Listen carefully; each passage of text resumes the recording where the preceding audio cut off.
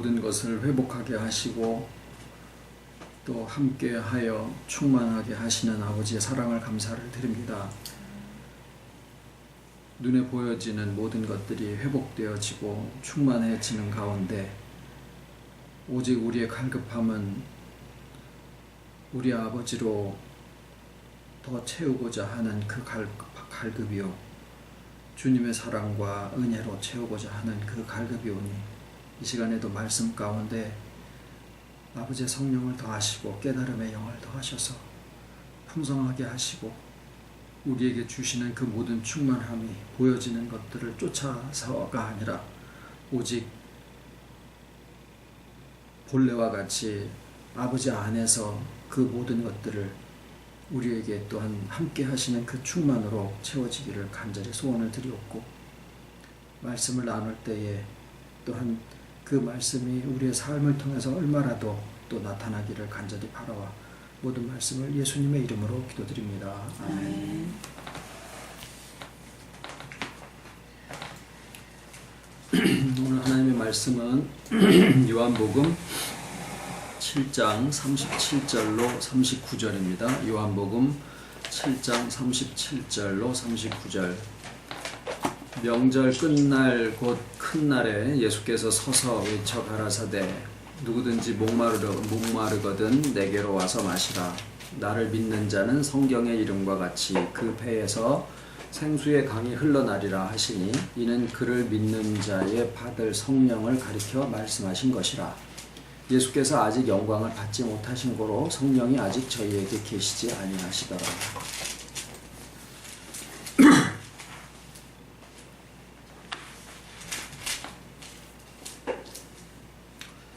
1년 중에 명절이라 그러면은 설날도 있고 또 추석도 있고 그러죠.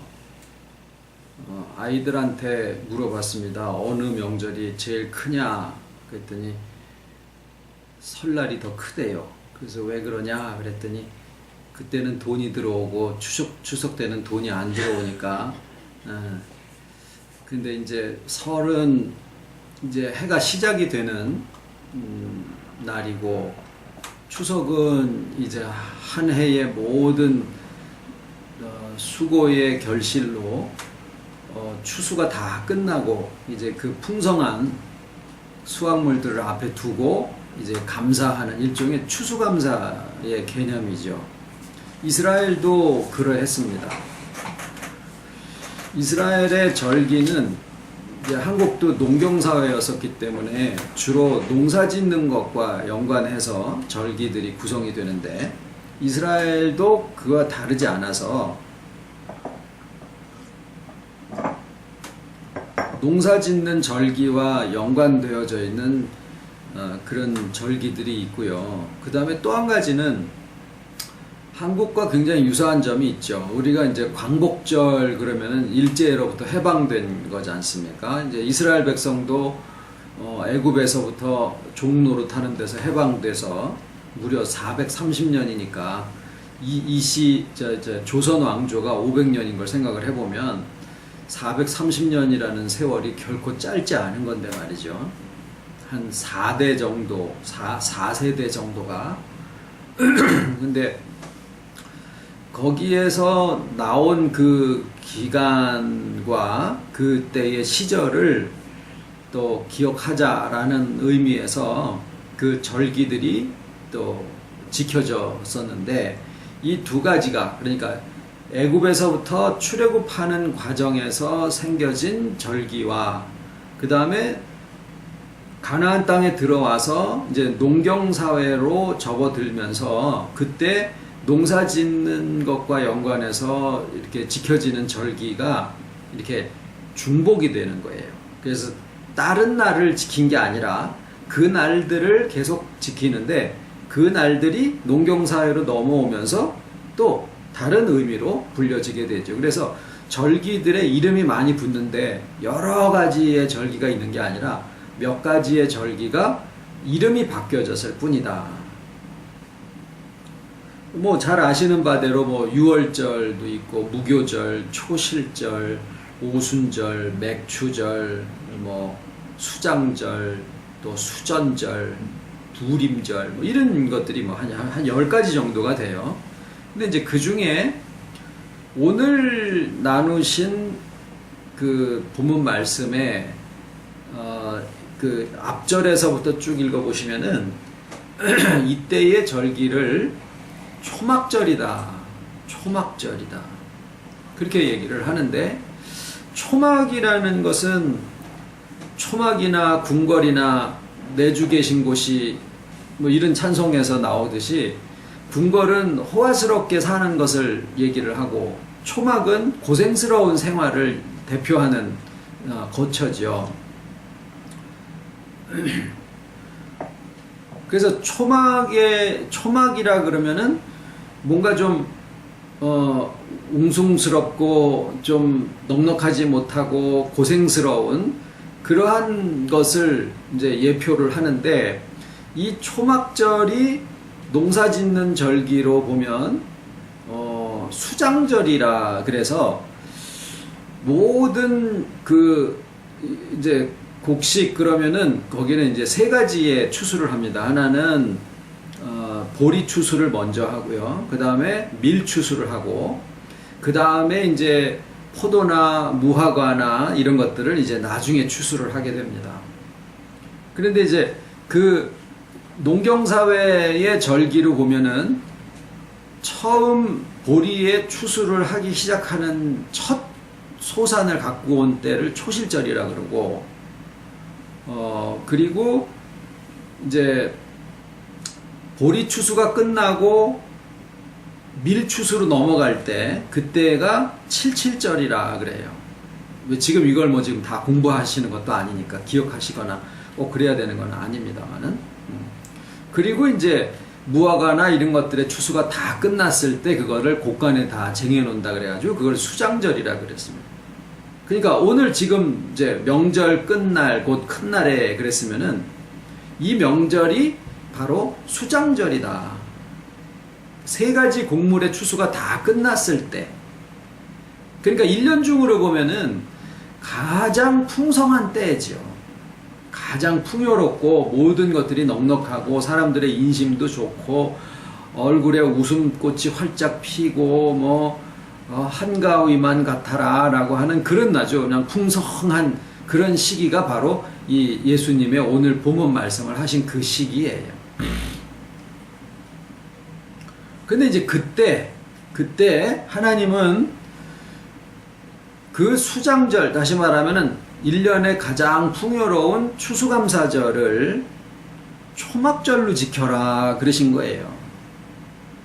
그 쌀은 없죠. 밀이 넉넉하고 보리도 넉넉하고 무화과나 포도주도 넉넉하니까 그 모든 것들을 다 해가지고 그냥 풍성하게 잔치를 하고 이래도 좋을 텐데, 오히려 그때 초막을 지어서 일주일 동안을 집에 있지 말고 초막에서 살아라. 그래서 추수감사절을 초막절로 지키게 그렇게 해 놓으셨어요.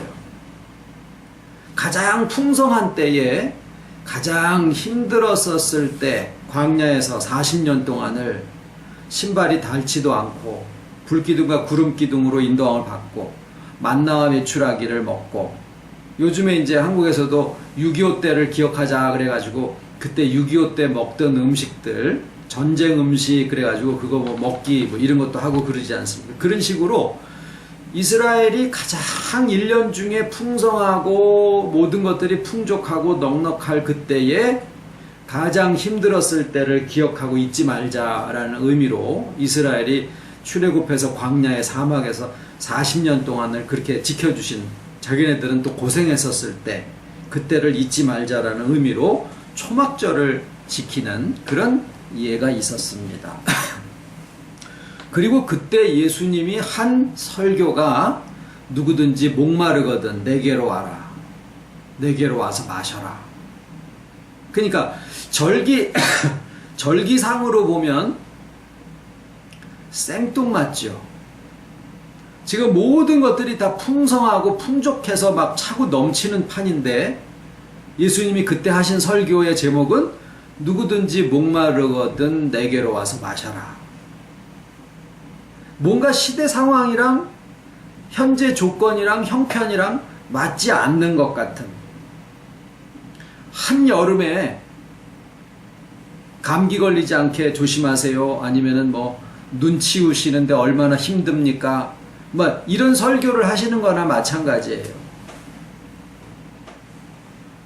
그런데 거기에는 뜻이 계시더라라는 거죠. 우리가 지금 가나안 땅에 들어왔다라고 이야기를 해도 아멘 그러실 수 있는 심정들이실 수도 있어요. 물론 아직 나의 회복이 덜 됐다, 나는 뭔가 아직도 더 채워져야 된다 라고 생각하실 수 있겠습니다만은, 회복의 길에서 이스라엘 백성이 광야에서 오로지 그냥 언약궤가 인도하시는 대로 불기둥 구름기둥이 밤이고 낮이고 그냥 뜨면은 쫓아가고 가라앉으면은 내려앉고 1년이고 거기서 머물면은 그냥 있고 일주일만이라도 그냥 또 이동하면은 장막 폈다가 그냥 또 왓쏘 갔쏘 식으로 또 장막 접어야 되고 막 그런 생활을 하다가 가나안 땅에 들어와서는 왕도 없고 군주도 없고 메뚜기가 한때를 지어서 가듯이 각자, 왜 여호수아에게 와서 당신이 우리의 왕이 되시오 그랬더니 나는 여러분의 왕이 될 필요가 없습니다, 원치 않습니다.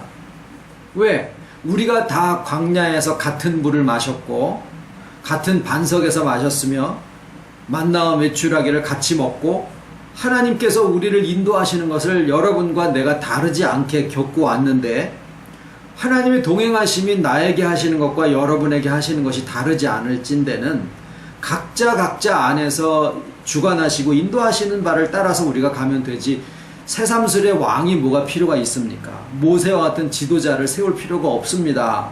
그래서 그 말들을 선히 여겨서 이스라엘 백성들이 가나안 땅에 들어가서는 왕도 없고 군주도 없고 지도자도 따로 없었어요. 세월이 지나면서 이제 다시 사사가 세워지기도 하고, 그 사사는 평화로운 시대에 세워진 게 아니라 그들이 또다시 하나님을 잊어버리고 그럴 때 이제 사사가 세워져 가지고 이방 백성들이 와서 막 치고 그러니까 우리를 좀 살려주세요. 그러니까 이제 사사를 군대장관으로 세우셔 가지고 그들을 건져내신 거지, 가나안 땅에 처음에 들어가 가지고 모든 것들이 다 하나님의 인도하심과 다르지 않게 그렇게 살아가고 있을 동안에는 지도자들이 따로 필요가 없었던 그런 시절을 지내고 있었습니다. 그랬는데, 그러면 이제 우리가 한번 예수님의 설교의 그 타당성을 놓고 한번 생각을 해볼 필요가 있지요.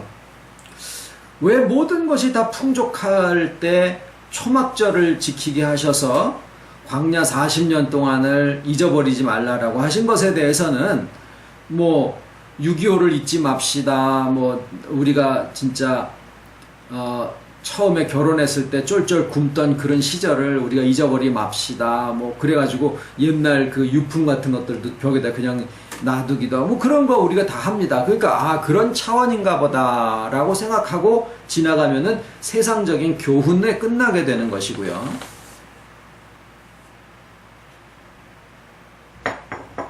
그러나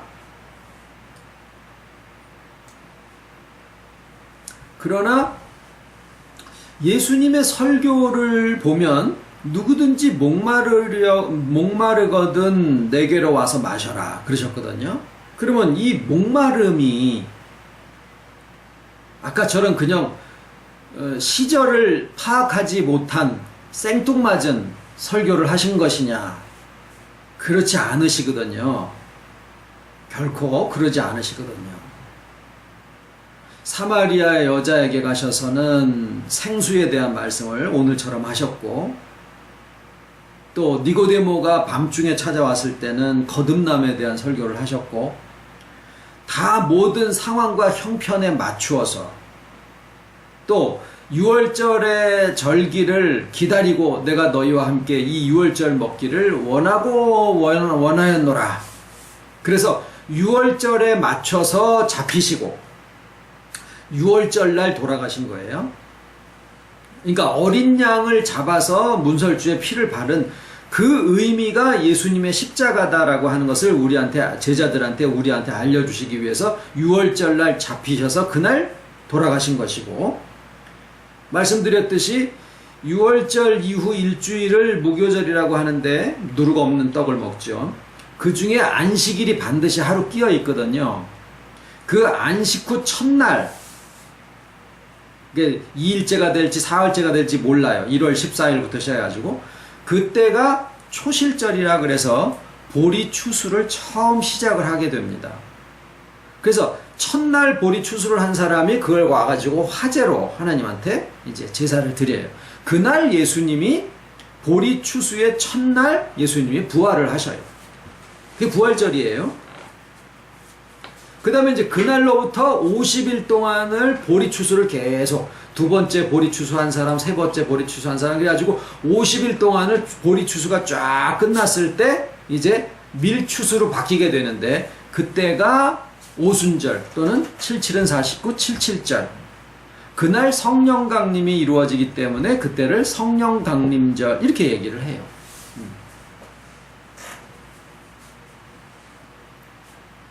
그러니까 예수님의 사역을 유대인의 절기와, 그러니까 하나님께서 출애굽할 때의 절기를 가나안 땅에 들어가서 농경사회에 농사 짓는 절기하고 딱 맞추어서 다른 날을 정하지 않고 기왕에 정해져서 지키고 있었던 그 절기들을 그대로 이름을 바꾸어서 지키게 하시면서 그 의미와 그 의미가 통하게 만들어졌었는데, 예수님도 역시 예수님의 사역의 십자가의 죽으심, 부활, 그 다음에 승천, 성령 강림, 이런 부분들을 기존에 있던 유대인의 절기의 날짜하고 다 맞추신 거예요. 그리고 그 예수님의 사역과 무관한 한 절기가 남았는데, 그 절기가 뭐냐면 오늘 나누고 있는 초막절이에요. 초막절에는 예수님의 사역과 연관된 내용이 없어요. 추수감사절에는. 그런데 그때 예수님이 1년 중 가장 풍성한 그날, 사람들은 모든 것들이 다 풍족하고 풍성한 그날, 하나님께서는 사람들의 마음을 가장 힘들었었던 광야 그 시절을 잊지 말자 그래서 초막절로 지키게 하고 계시는데, 유대인의 절기의 그날들을 사람들이 뭘 하고 있었느냐 하면은 실로암 못에서 물을 퍼다가 매일 일주일 동안을, 그러니까 이 초막절을 일주일 동안을 초막에서들 이제 집을 짓고 살고 있는데, 그날 마지막 7일째 되는 날이 제일 큰 성일이고, 그 다음 날이 이제 가장 위대한 휴일이 됩니다. 근데 그 마지막 날 예수님이 이제 설교를 하신 거예요. 그 전에는 아니요, 좀 드러내서 나타내시죠. 그랬더니 나의 때는 아직 준비되지 않았다. 중간에도 그러시고 이제 마지막 날 이제 그 설교를 하신 거예요. 누구든지 목마르거든 내게로 와서 마셔라. 근데 이제 그 일주일 동안 사람들은 초막에 거하면서 뭘 하고 있냐면은 실로암 못에 가서 물을 길러다가 그거를 제단에다가 이렇게 갖다 붓는 그런 행사를 계속 하고 있었어요. 실로암이라고 하는 것은 실로암, 이게 문장에 따라서 그 발음이 조금씩 다르기도 하고, 실로라고 하기도 하고 또는 셀라라기도 해요. 셀라, 성경의 셀라, 실로, 실로암, 이게 다 같은 의미예요. 무슨 뜻이냐면 보내심을 받았다 라는 뜻이에요. 그래서 예수님이 나면서 소경된 자에게 눈에 진흙을 이겨서 침으로 그래가지고 눈에다가 발라주시고 난 다음에 실로암 못에 가서 씻어라 라고 했었던 그 실로암 못이에요. 기혼의 샘물이라고 그 예루살렘 성벽 바깥에 샘물이 있었는데 거기서부터 바위를 이렇게 막 500m 정도를 파가지고 히스기야 왕 때 약간 경사지게에서 성 바깥에 있는 샘물이 흘러서 실로암 못에 고였다가 내려가도록 그렇게 장치를 만들어 놓은 거예요. 그때 당시의 기술로 500m를 파는 것도 힘들었고 또 이게 경사가 양쪽에서 파들어오게 했는데 가운데서 딱 맞는 거예요. 아주 그 기술이 좋았었던 거죠. 그렇게 할 수밖에 없었던 이유는 히스기야 왕 때 아수르가 북이스라엘을 멸망시키거든요. 그래가지고 사람들이 이스라엘 나라로 굉장히 많이 유입돼서 들어옵니다. 그러다 보니까 아수르가 남유다까지 집어삼키려고 사네립이 예루살렘을 막 포위하고 막 그러는 일이 있었어요. 그래서 히스기야 왕이 북이스라엘의 유민들도 거두어야 되고 자기네들 성도 지켜야 되기 때문에 제일 시급한 문제가 물이잖아요. 그래서 성 바깥에 북쪽에 있는 그 기온 샘물에서부터 땅 밑을 바위를 파가지고 이 실로암 못으로다가 이렇게 모이게 만든 그런 어떤 그 전술적인 장치였었던 거지요. 그래서 근데 그것의 뜻은 보내심을 받았다. 그런데 그 물을 떠다가 가장 풍요로운 초막절, 수장절, 추수감사절 때 초막에 거하면서 사람들이 그 실로암 못에 물을 퍼다가 갖다가 성전에다가 계속 부은 거예요. 일종의 호소죠. 호소. 하나님께 드리는 호소. 물을 퍼다가 제단에다가 계속 붓는 형태의 행사를 하면서 하나님께 호소하기를 무슨 호소를 하느냐면 보내신 자에 대한 호소를 한 거예요. 자, 여기서 우리가 한 가지 보통 믿는 사람들의 신앙생활에 있어서 차이점을 발견할 수 있는데 우리가 하나님한테 기도를 드리는 것은 뭐가 모질랄 때, 어려울 때, 환난이 있고 고난이 닥칠 때 하나님이 이 고난을 나한테서 좀 없애주세요. 이걸 좀 해결해주세요. 이런 기도들을 합니다. 풍성하고 좋을 때는요 별로 그렇게 갈급한 마음이 안 생겨요. 심하면은 자기가 잘해가지고 다 잘된 줄로 생각하는 경우들도 있어요. 근데 오늘 이 상황을 오늘 설교의 그 장면과 그 상황을 생각해 볼 때 여기에 목마름이라고 하는 것은 뭐가 제일 잘 되고 있을 때예요. 우리로 보면 이제 가나안 땅에 들어와서 이제 광야 시절을 잊어버릴 만도 하고 또 회복되어지고 충만해서 하나님의 모든 약속들이 잘 풀어지고 있는 이때에 그냥 눈에 보여지는 조건들이 좋고 형편과 사정이 나아졌고 옛날에 꿈도 못 꿨던 그런 일들이 우리 주변에 막 일어나게 되고 있을 때 그때 그저 그냥 흥청망청 있는 것이 아니라 그때 초막에 거하면서 내가 힘들었을 때 이랬지 하면서 실로암 못에 물을 퍼다가 하나님한테 제단에 붓는 호소를 하는데 그 호소가 뭐냐면 보내신 자에 대한 호소더라라는 거예요. 그러면 그 보내신 자의 호소가 예수님이 바로 그 절기, 수장절 또는 초막절 그 절기 때 예수님이 나서셔가지고 누구든지 목마르거든 내게로 와서 마시라 라고 하는 이 목마름과 생수에 대한 설교를 하신 것은 이런 내용적인 것을 알고 나면은 그 초막절을 지키고 있는 유대인들의 그 하나님의 주신 모든 절기와 행사의 의미를 바로 안다라고 하면 예수님의 설교는 그야말로 아주 진짜 취향 저격이에요. 아주 적중한 설교를 하신 거예요. 그러니까 이 갈급은 보이는 조건에 대한 갈급이나 형편이 나아지기 위한 그러한 호소가 아니라 하나님에 대한 여기는 이제 보내신 자에 대한이라고 그랬어요. 하나님이 우리를 처음에는 갈급하게 하시고 뭔가 구하게 하시기 위해서 고난도 주고 역경도 주시다가 일단은 그 고난과 역경을 해결해 주시고 모든 것들을 본래와 같이 회복하게 하시고 차고 넘치게까지 주시게 하시다가 그 마음을 뛰어넘어서 이제 우리의 갈급이나 우리의 호소가, 우리의 목마름이 더 이상 세상에 보여지는 조건과 형편에 대한 것이 아니라 그것을 뛰어넘는 보내신 자에 대한 갈급함으로 이게 한 단계 올라가도록 하는 그 시기가 바로 이 초막절을 지키게 하시고 그 시기에 예수님이 누구든지 목마르거든이라는 말씀으로 설교를 하신 내용이에요.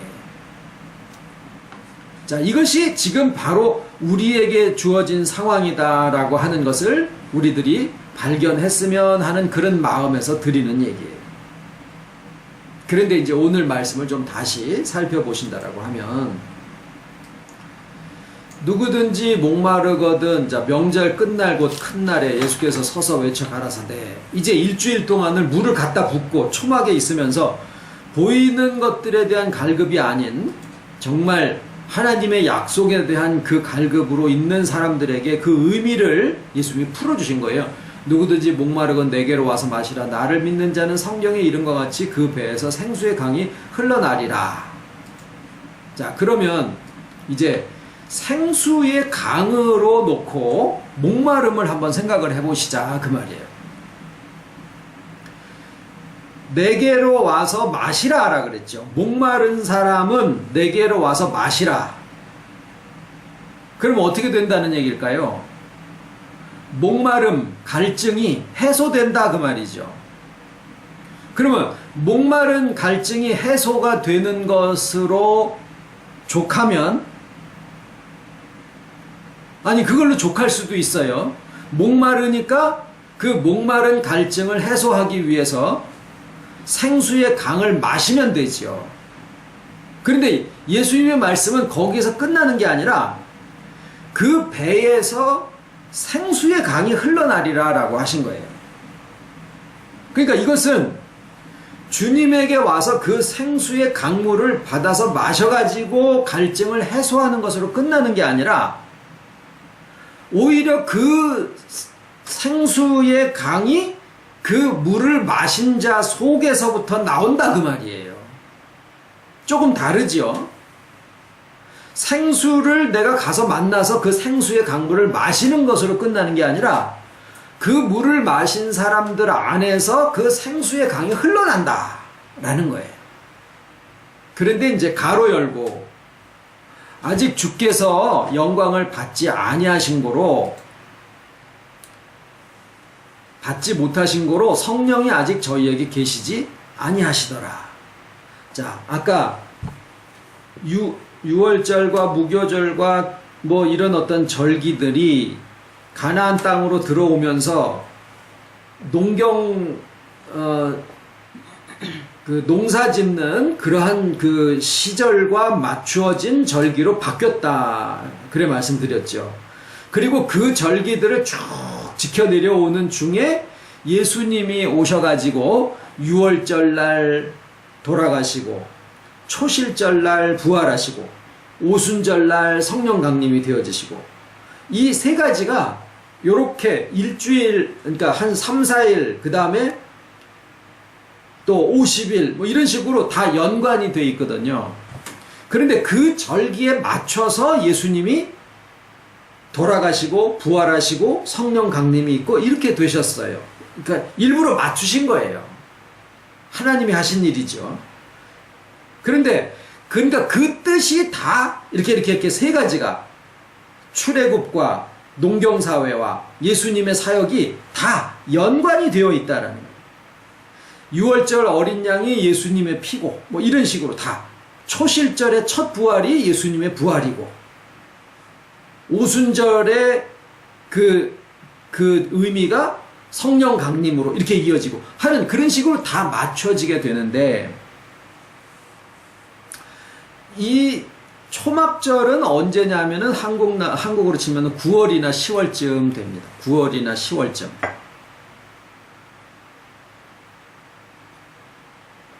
우리 추석이나 비슷해요. 그런데 6월절 날 돌아가시는데 6월절은 언제쯤이냐면 한 3월쯤이나 그래 될 거예요. 네, 그렇게 될 거예요. 그러니까 9월에서 오늘 이 본문 말씀의 설교를 하시고 나서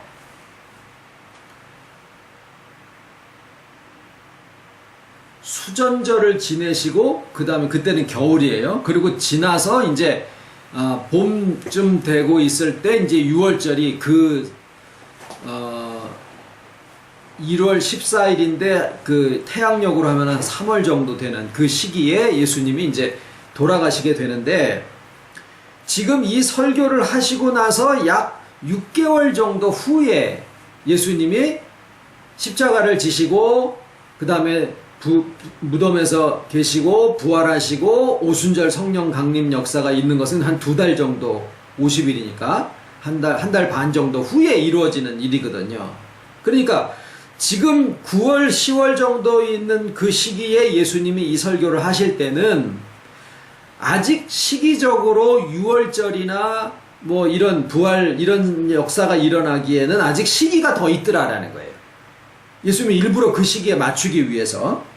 그거는 그때 당시에 역사적인 상황이 그러하셨던 거고, 그리고 오늘날 이제 1번, 2번, 3번 1번은 출애굽, 2번은 농경사회, 3번은 예수님의 사역, 그 다음에 이제 우리에게 적용이 되는 것인데, 우리의 입장으로 보면 예수님이 오늘 초막절에 하신 설교의 내용이 누구든지 목마르거든 내게로 와서 마시라. 그러면은 그 속에서 그 배에서 생수의 강이 흘러나리라. 이거는 그들의 받을 성령을 가리킴이라. 그것이 역사적으로는 6개월, 7개월 후에 예수님이 돌아가시고 부활하시고 그 다음에 오순절 성령 강림 됐을 때 비로소 사람들이 그렇구나라고 받아들이게 된 거지만, 오늘날 우리에게는 어떻게 적용이 되냐면 목마른 사람이 환경이나 자기에 있는 조건이 뭔가 모자라서 그거를 해결해 주세요 하는 그러한 갈급이나 그러한 목마름이 아니라 하나님으로 목마르고, 그러니까 조건에 목마른 게 아니라 하나님으로 목마르고 위에서부터 부어주시는 그 참된 약속의 성취, 거기에 목마른, 그러니까 다시 말하면 주님으로 목마르고 하나님으로 목마릅니다 라고 하는 그 세상의 눈에 보이는 조건을 뛰어넘는 그 갈급함을 얘기를 하신 것은 6개월 전에 미리 얘기를 하신 것은, 자, 우리가 맨날 하나님의 자녀들이 고부랑고부랑하고 맨날 그냥 쫄쫄 굶고 아주 그냥 뭐 그렇게만 살게 되어 있는 게 아니라 이 모양 저 모양이 다 풀어지고 회복되어지고 또 충만해지고 내 잔이 차고 넘치고 기름진 뭐 이런 것들이 다 채워졌어. 이제는 정말 내 마음에 부족한 게 없어. 다 주셨어. 그랬을 때 그 조건을 놓고 하시는 게 아니라 그 위에 하나님으로 목마르게 하고 주님으로 목마르게 하는 그 갈급을 사람들로 하여금 이렇게 상기시켜 생각하게 만드신 거예요. 생각하게 만드신 거예요. 그래서 그 기간을 6개월, 7개월을 내버려 두시고 이 설교를 하시면서 사람들로 하여금 위의 것에 대한, 눈에 보이는 것이 아니라 그 이상의 것에 대한 갈급함을 마음속에 가지게 하신 거예요. 사람이 그렇습니다. 자기가 가치 있는 것으로 아는 것을 구하게 되고 구한 것을 받았을 때 감사가 나와요. 모르는 사람은 이게 좋은지 안 좋은지도 몰라요. 시골에 요강으로 쓰고 있는 단지가 수억 원짜리 백자, 청자, 무슨 고려 청자, 그래가지고 어떤 사람이 가가지고 이거 내가 2,000원 줄 테니까 나한테 파쇼 그래가지고 요강으로 쓰던 거를 아유 그 냄새나 더러운 걸 뭐 2,000원은 아이고야 나야 땡 잡았네 그래가지고 그걸 갖고 와가지고 전문가한테 감정을 받았더니 뭐 2억짜리였더라 뭐 이런 우스갯소리처럼 모르면은 가치를 모르고 감사도 없고 누리지도 못하고 그러는 거지. 그 사람은 그거 낙수를 한번 풀고 해가지고 집에다가 탁 모셔놓고 이게 5강이었지 이렇게 보겠습니까? 고려 청자여 이러고서 그냥 누가 건드리지 못하게 갑오로 삼지 않겠습니까? 우리에게 믿음에 대한 이스라엘 백성에게만이 아니라 우리도 하나님이 우리를 인도하시고 보호하시고 우리를 사랑하시고 감찰하시는 그 모든 것들을 실제로 눈에 보여주지 않으시면은 우리가 볼 수가 없고 믿을 수가 없으니까 회복의 길에서 실제로 보이는 것들로 통해서 우리를 회복하게 하시고 충만하게 하시고 그것을 일단 누리게 하셔요. 그게 뭐예요? 추수감사절이에요. 그런데 하나님은 거기를 초막절과 연관을 시키셨고 하나님이신 예수님은 오셔가지고 그때 뭘 얘기를 하셔요? 누구든지 목마르거든 내게로 와서 마셔라. 그 갈급을 얘기를 하신 거예요. 그러니까 이 갈급이 뭐냐? 위의 것을 사모하고 그것을 찾고자 하는 마음에 대한 갈급을 얘기를 하셨는데 그 갈급함이 구함으로 나오게 되겠죠. 물을 갖다 부어야 돼. 일주일 동안을 온전하게 다 꽉 차도록 물을 갖다 부어야 돼. 실로암 못에 물을 퍼다가 제단에다 갖다 붓듯이 우리의 마음 속에서 그냥 먹고 살고 좋은 조건 이런 것들로만이 아니라 이제는 위의 것에 대한 사모함의 그 갈급함이 6개월 7개월을 계속 하나님한테 갈급하라 이렇게 하나님한테 구하라고 예수님이 이들에게 요청을 하신 거예요. 그래서 1년 중 가장 풍성한 추수감사절날 초막에 거하면서 보내신 자라고 하는 실로암 못에 물을 퍼다가 제단에다가 일주일 갔다가 퍼붓는 그러한 행사를 한 끝날 예수님이 목마르거든 내게로 와라. 자, 그러면은 이제 목마름이 해결될 수 있는 것은 언제냐? 우리가 이제 갈급함을 구했다 그 말이에요. 그것을 갈급함이라고 하기도 하고 생수라고 하기도 해요. 네가 너한테 물 좀 달라 하는 이가 누구인 줄 알았다면 네가 그에게로 구하였을 것이요 그가 너에게 생수를 주었으리라. 여자가 그러죠. 주여 나에게 이 물을 주사 다시 목마르지도 아니하고 다시 물길러 오지도 않게 하옵소서. 사마리아 여자에게 하신 말씀이 지금 우리의 상황과 다르지 않다 그 말이에요. 잠깐만요. 여기 꽉 차면 그 다음 분이 못 들어오신대요. 그래서 화면을 조금 바꿨습니다. 목사가 이렇게 커져서 권위 부리는 게 아닙니다.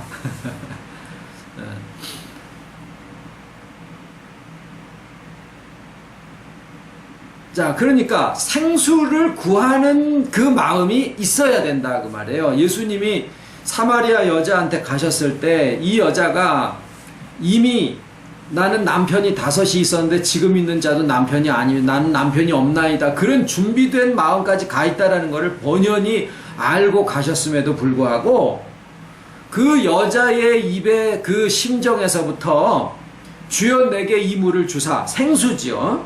그게 더 이상 먹는 물이 아니다라고 하는 것을 이미 우리는 알게 됐고 여자도 알았었던 거예요. 그래서 다시 물길러 오지도 않게 하옵소서라고 여자의 입에서 그것에 대한 가치를 알고 그것에 대해서 간구하도록까지 이게 대화가 상황이 진행이 되어져야지만 되더라라는 거예요. 우리가 가치를 모르고 우리가 구하지 않으면 그냥 거기에 머물러 있게 돼요. 그래서 예수님이 이제 그 갈급함을 채우라고 6개월, 7개월 전에 이제 말씀을 주시고 그 이듬해에 3월쯤에 6월절에 돌아가시고 초실절날 부활하시고 그 다음에도 50일을 기다리시죠. 그때 계속 이제 추수가 된 사람들은 계속 추수가 되는 거예요. 그리고 성령 강림이 이루어지게 되는 오순절날 때 성령 강림이 이루어지게 되는데, 자, 이 성령을 생수라고 표현을 하신 거거든요. 시기적으로 보면은 오순절 성령 강림이고, 오늘 예수님이 하신 말씀으로 보면 생수가 흘러나오는데, 목마르면 예수님한테 가서 그 물을 마시면 되죠. 근데 그 물을 마시면 해갈이 되고 끝나는 게 아니라 자기 속에서 생수가 흘러나오게 됨으로써 더 이상 목마르지 않는 세계가 되어진다라는 거예요. 자, 그러면 비유적으로 볼 때 우리가 지금 말씀을 듣는 것이 생수를 마신다라고 생각을 해보시자 그 말이에요. 그러면은 이 말씀을 갖다가 먹어요. 그러면은 여러분의 갈급함이, 우리 서기영 형제님께 궁금한 분들도 계시고, 그리고 또 어떻게 또 이 말씀을 만나서 우리와 이렇게 함께 가게 되셨는가, 또 반가우면서 궁금하기도 하는 마음에 오늘 설교 끝나고 나서 조금 간증이라 그럴까, 본인에 대한 소개를 좀 부탁을 드렸습니다. 이제 제가 대신할 일은 아니지만 이렇게 찾고 막 방황하는 것처럼 하는 그런 심령들이 굉장히 많이 있을 것 같다, 그런 말씀을 하신 게 제가 기억이 나는데, 그렇습니다. 뭔가 말씀이 부족하다라는 그런 마음에 갈급해서 이제 있는 사람들이 이제 말씀을 받으면, 그 말씀이 그렇게 풀리는군요. 그래, 그렇게 해야지 이게 앞뒤가 맞네요. 이렇게 해가지고 이제 뭔가 자기가 이해가 되면서 이게 해갈이 되어진다 그 말입니다. 그런데 거기에서 머무르는 게 아니다라는 거죠. 거기서 머물러지는 게 아니라 그 속에서 생수가 흘러나온다라는 거예요. 그 속에서 예수님의 말씀이 그 속에서 생수가 흘러나온다. 자, 그러면 예수님이 누구든지 목마르면 내게로 와서 마셔라. 그런데 그 내게로 와서 마시라라고 하는 것까지 되기 위해서는 뭐가 필요했느냐? 예수님의 죽으심과 부활하심, 이것이 필요하셨더라라는 거예요. 왜 그러셨을까? 우리의 영을 소생시켜 주시는 것은 예수님이 가서 죽은 영들에게 복음을 선포하심으로써 하나가 딱 돼주시면 그걸로 소생이 되는 거예요. 그런데 왜 십자가를 지시는 일이 필요하셨으며 부활하시는 일이 왜 필요하셨을까? 그것은 늘 몇 번 말씀을 드리지만 우리의 영을 소생시키기 위해서 그것이 필요한 게 아니라 우리의 영혼의 구원을 위해서 필요하신 거예요. 왜? 예수님 혼자서 다 해버리시면은 또 자유가 아니죠. 독단이죠. 독단적으로 하더라도 좋으면은 좋은 거 아니요? 아니요. 자유로 해야지 좋은 거예요. 진짜로 좋은 거예요. 독단으로 해놓으면은 나중에 또 나가. 지가 좋아가지고 머물러 있어야지. 근데 우리의 영혼은 자유로 되어야 되는데 아무리 자유만 가지고 됩니까? 주님이 해놓으신 것과 주님이 함께 하심이 없으면 자유가 있어도 할 수가 없어요. 그런데 주님이 해놓으신 것만 가지고 우리의 자유 없이 하면은 그건 또 자유가 아니야. 인격적인 화합이 아니야. 근데 내가 자유가 되어져서 내가 이해가 되어지고 내가 받아들이고 나의 믿음이 되어지기 위해서는 그렇군요 라고 이해할 수 있는 건덕지가 있어야 되는 거예요. 사람이 소멸성을 가진 세상 속에서 우리가 밥을 먹는데 왜 밥을 먹습니까? 한쪽이 무너지니까 자꾸 채우는 거예요.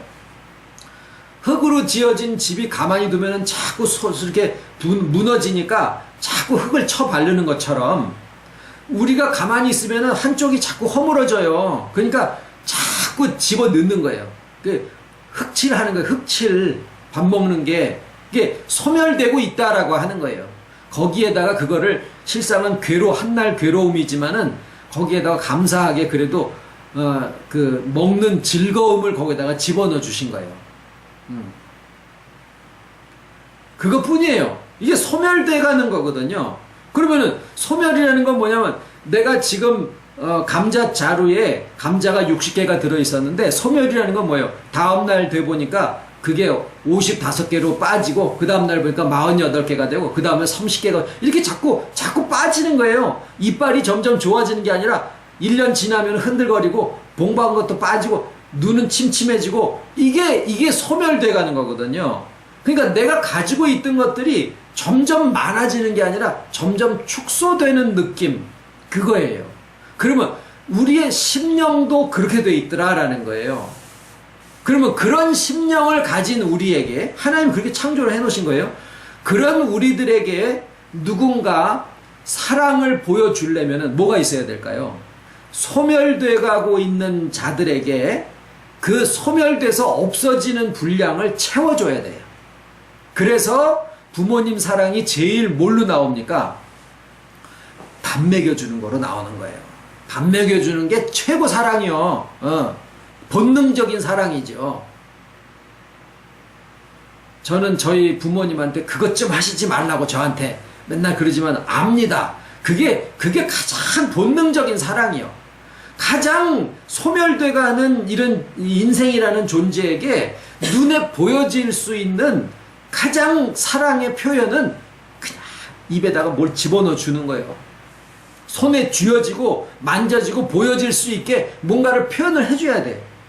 영으로 되어진 것은 손에 잡혀지질 않잖아요. 그래서 예수님이 우리에게 가장 우리가 이해하는 형태의 사랑을 보여주실래니까 예수님의 목숨을 우리를 위해서 대신 죽어주시는 것과 같은 그런 모습을 우리한테 보여주신 거예요.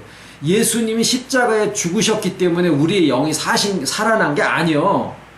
예수님이 영으로 우리의 영에게 연합하셨기 때문에 영이 살아난 거고, 우리의 영혼이 회복이 되고 영혼이 구원을 받는 것은 주님이 하시는 그 모든 연합의 역사를 우리가 보고 이해하고 알아야 되는데, 뭔가 보고 느낄 만한 건덕지를 마련해 주시는데 그게 사랑이라는 형태로 되게 하기 위해서 가장 좋은 것을 우리를 위해서 내어주시는 것과 같은 그런 모습을 보여주신 게 십자가의 죽으심이에요. 실상 십자가의 죽으심은 또 다른 하나의 상징일 뿐이지 실상은 주께서 우리와 하나가 되신 게 십자가의 진짜 모습이에요. 그러니까 뭐예요? 누구든지 내게로 와서 마셔라. 목마르거든 내게로 와서 마셔라. 그거는 뭐예요? 소멸되어가는 인생들아, 그냥 눈에 보이지 않는 것들만 충족되어진 것으로 끝나지 말고 그 이상의 위의 것을 사모하는 마음을 가지는데, 그것을 너희들의 눈에 보고 듣고 느끼게 하기 위해서 이 모든 것을 너희를 위해서 내어주는 모습으로 십자가에 죽는다. 그게 6월절 날 죽으신 거예요. 그리고 부활하셨기 때문에 우리와 부활하신 것은 뭐에 대한 증거냐면은 부활하신 이후 예수님이 보여주신 모습은 40일 동안 보여주신 모습은 봐라, 나는 육체와 이 공간에 제한이 없다. 이제 그 모습을 보여주신 거예요. 거의 신적인 인간이 된 거다. 그러므로 너희들과 다 살아났고, 내가 살아났고 제한이 없이 너희들과 다 하나가 될 수 있는 존재가 됐으니까 실상은 너네랑 내가 하나가 되어지는 것이다. 이거를 우리의 혼이 이해할 수 있고 영이 실질적으로 연합되어지도록 예수님이 이 두 가지 장치를 마련을 해 놓으신 거예요. 왜? 우리의 믿음의 자유로 우리가 듣고 이해하도록. 그래서 이제 그것을 듣고 이해를 했어요. 그러면은 그렇군요. 이성이 충족이 되고 지식으로 만족이 되고 감정이 순화가 되어지고 그러면서 우리의 인격의 변화가 일어납니다. 그런데 실질적으로는 뭐냐면 주께서 내 안에 내주하시고 나의 인격의 하늘에 함께 하심으로써 이 인격의 회복이 나의 삶의 모든 겉을 통해 가지고 바깥으로 이 회복의 역사가 나오게 되어 있는 거예요. 이것이 생수예요. 그러니까 이 흘러나오는 회복의 역사와 그 증거, 충만함, 이것을 예수님이 뭐라고 그러셨어요? 성령이라고 하신 거예요. 그 날이 오순절 성령 강림이에요. 그러니까 오늘 본문 말씀에 요한복음 7장에 누구든지 목마르거든 내게로 와서 마시라. 그러면 그 배에서 생수의 강이 흘러나리라. 이 말씀을 추수감사절날 하신 이유는 그때로부터 눈에 보이지 않는 위의 세계를 사모하도록 자극을 주시고 구하게 하시다가 때가 되매 예수님이 그 분량이 찼을 때, 그 분량이 찼을 때 예수님이 자신을 주심으로써 그 사랑의 모습을 보여주시고 그것을 우리가 알고 이해하고 아 주께서 우리와 하나 되셨구나라는 것을 우리가 알고 받아들이게 되면 그냥 감정적으로 지식적으로 만족이 되어지고 해갈만 되어지는 게 아니라 실질적으로 주님의 존재가 내 안에 하나가 되셔서 내게로부터 회복의 역사가 나오게 된다는 거예요. 지식만이 아니라 해갈은 갈급함을 해갈해 주시는 것은 그냥 지식적인 만족이나 감정적인 충만함으로 끝날 수 있지만 주님은 실질적으로 인격으로서 우리 안에 하나가 되시기 때문에 우리의 인격으로 하여금 회복하게 하시고 그 회복의 역사가 바깥으로 나오게 되는데 이를 놓고 성령이라 그러신 거예요. 그러면 예수님이 이제 누구든지 목마르거든 내게로 와서 마셔라. 그러면은 목마른 사람들이 지금 예수님한테 어떻게 가느냐 그 말이에요. 지금도 목마른 사람들이 있을 텐데 그 목마른 사람들이 어디로 가야 될까요? 생수로 가야죠. 그러면 생수가 어디서 나와요? 생수가 어디서 나와요? 말씀을 듣고 해결을 받은 사람들의 인격이 회복되어져 나오는데 거기에서 생수가 나오는 거예요. 그러니까 이 말씀을 듣고 받고 회복이 되어지는 여러분들의 인격이 바로 생수다 그 말이에요. 그러면은 생수를 주실 때 예수님이 그냥 말씀만 주셨습니까? 아니지요. 엄마 나 저기 배고파. 그리고 이제 쪽지를 남겼어요. 그러니까 엄마가 쪽지로 해가지고 뭐 밥 먹어라 뭐 이런 식으로만 해놓으면